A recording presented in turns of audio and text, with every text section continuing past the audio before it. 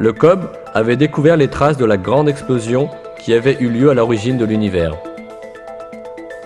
Définie comme la plus grande découverte astronomique de tous les temps, cette découverte apportait la preuve explicite de la théorie du Big Bang.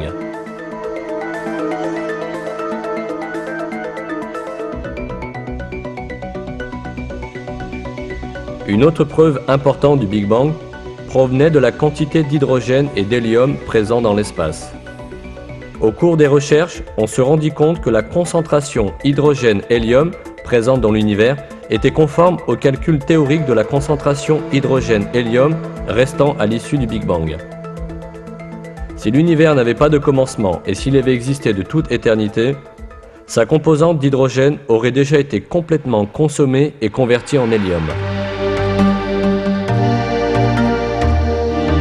Toutes ces preuves flagrantes conduisirent la communauté scientifique à reconnaître la théorie du Big Bang. Le modèle du Big Bang était le dernier mot atteint par la science à propos de l'origine de l'univers.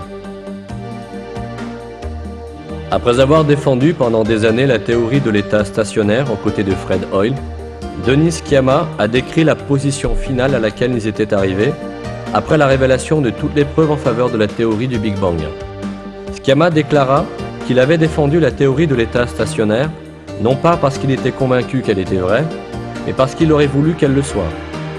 Sciama ajouta que lorsque les preuves s'accumulèrent, il fut obligé d'admettre que la partie était terminée et qu'il fallait renoncer à la théorie de l'état stationnaire. Le professeur George Abel, de l'Université de Californie, reconnaît également la victoire finale du Big Bang et déclare que les preuves disponibles actuellement montrent que l'univers est apparu il y a des milliards d'années à la suite du Big Bang.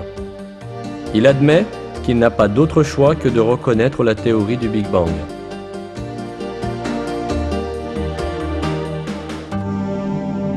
Avec la théorie du Big Bang, le mythe de la matière éternelle, qui constituait la base de la philosophie matérialiste, est jeté dans les poubelles de l'histoire. Qu'y avait-il alors avant le Big Bang ? Et quel est le pouvoir qui a causé l'existence de l'univers dans cette grande explosion alors qu'il était non existant ? Cette question implique certainement, selon les termes d'Arthur Eddington, le fait philosophiquement répugnant pour les matérialistes de l'existence d'un créateur.